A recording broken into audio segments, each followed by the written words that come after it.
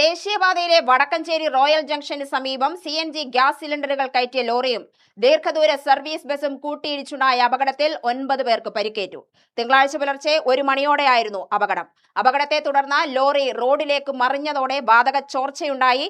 ഉഗ്രശബ്ദത്തോടെ വാതകം പുറത്തേക്ക് വന്നത് പ്രദേശത്ത് വലിയ ആശങ്കയ്ക്കും പരിഭ്രാന്തിക്കും ഇടയാക്കി.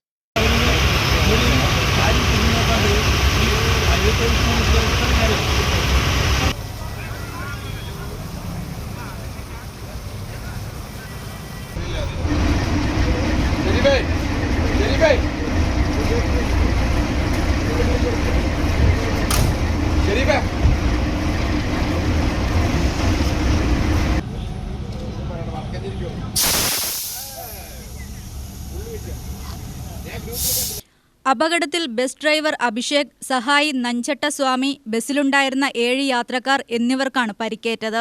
ബസ് ഡ്രൈവർക്കും സഹായിക്കും വാതക ചോർച്ചയ്ക്കിടയിൽ ശരീരത്തിൽ പൊള്ളലേറ്റു. മറ്റു യാത്രക്കാരുടെ പരിക്കുകൾ ഗുരുതരമല്ലെന്ന് അധികൃതർ അറിയിച്ചു. എല്ലാവരെയും ഇരട്ടക്കുളം സ്വകാര്യ ആശുപത്രിയിൽ പ്രവേശിപ്പിച്ചു.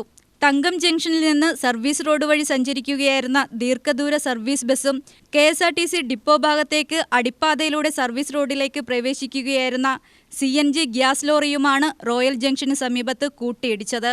ഇടിയുടെ ആഘാതത്തിൽ ലോറി നിയന്ത്രണം വിട്ടുമറിഞ്ഞു. വാഹനങ്ങളിൽ ഉപയോഗിക്കുന്ന ഇന്ധനമായ CNG നിറച്ച ഏകദേശം 40 സിലിണ്ടറുകളാണ് ലോറിയിലുണ്ടായിരുന്നത്. അപകടത്തെ തുടർന്ന് സിലിണ്ടറുകളിൽ നിന്ന് വാതകം ഉഗ്രശബ്ദത്തോടെ പുറത്തേക്ക് തള്ളിയതോടെ പ്രദേശവാസികളും വഴിയാത്രക്കാരും ഭീതിയിലായി. വാതകം പുറത്തേക്ക് വന്ന സമയത്താണ് ബസ് ഡ്രൈവർക്കും സഹായിക്കും പൊള്ളലേറ്റത്. വിവരമറിഞ്ഞെത്തിയ വടക്കഞ്ചേരി അഗ്നിരക്ഷാസേന അതിവേഗം രക്ഷാപ്രവർത്തനം ആരംഭിച്ച് സുരക്ഷാ മുൻകരുതലുകൾ സ്വീകരിച്ചു. വാതക ചോർച്ച നിയന്ത്രണ വിധേയമാക്കി ഗ്യാസ് നിർവീര്യമാക്കിയ ശേഷമാണ് സ്ഥിതി പൂർണ്ണമായും സുരക്ഷിതമാക്കിയത്. ഹൈവേ പോലീസും വടക്കഞ്ചേരി പോലീസും സ്ഥലത്തെത്തി ഗതാഗതം നിയന്ത്രിക്കുകയും രക്ഷാപ്രവർത്തനങ്ങൾക്ക് നേതൃത്വം നൽകുകയും ചെയ്തു. അപകടത്തെ തുടർന്ന് പ്രദേശത്ത് കുറച്ചുനേരം ഗതാഗതം തടസ്സപ്പെട്ടു.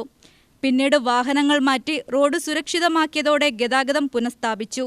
അപകടത്തിന്റെ കാരണം സംബന്ധിച്ച് പോലീസ് അന്വേഷണം ആരംഭിച്ചിട്ടുണ്ട്. UTV news, Palakkad.